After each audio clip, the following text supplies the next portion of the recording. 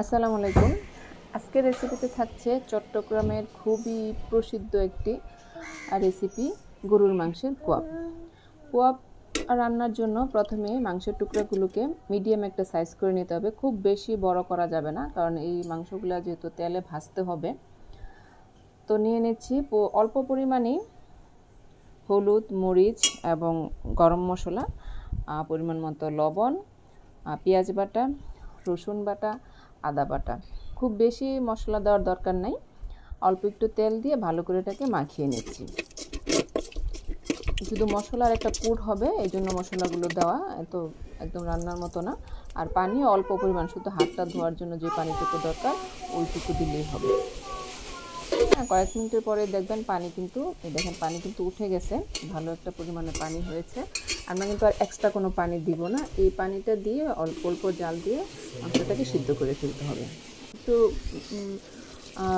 সময় নিয়ে দেখতে হবে, একটু পরপর যেন পুড়ে না যায়। ফাঁকে লবণটাও চেক করে নেবেন।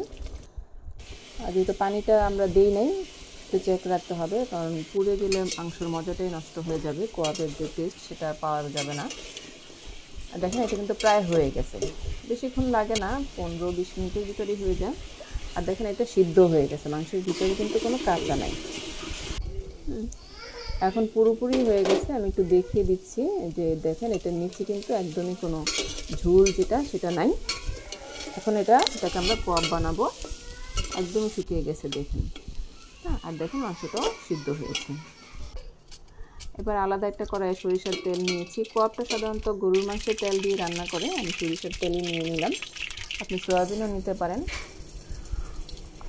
তো ঝামেলা হয়ে গেল, সরিষার তেলটাতে এত ফেনা উঠতেছে, এটাকে চেঞ্জ করে দিতে হবে, বড় একটা হাঁড়িতে দিতে হবে। আমি আসলে বুঝতে পারিনি, যাই হোক হাঁড়িটা চেঞ্জ করে নিলাম। এখন দেখেন এটাকে এভাবে ভাজতে হবে, মিডিয়াম টু একটা হিটে ভাজতে হবে, যেন পুরা মাংসটা ভাজি ভাজি হয়। আর এই কোয়াবটা বেশ কয়েকদিন ফ্রিজ ছাড়াই ভালো থাকে। যারা একটু দূর দূরান্তে নিতে চান গরুর গোশত বা দেশের বাইরে পাঠাতে চান, এই পদ্ধতি ফলো করলে মানে মাংস একদম ভালো থাকবে। দেখেন এটা হয়ে গেছে, আমি একটু দেখাচ্ছি।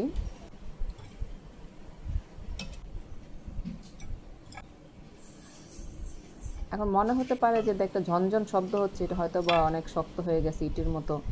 হ্যাঁ, মাংসটা কেমন হলো আমি একটু দেখিয়ে দিচ্ছি। দেখেন, আর দেখেন আঙ্গুলের চাপেই কিন্তু মাংসটা কিন্তু একদম গলে গেছে। এটার ভিতরটা, উপরটা শক্ত শক্ত হয়েছে ঠিকই, ভিতরটা কিন্তু একদম সফট হয়েছে।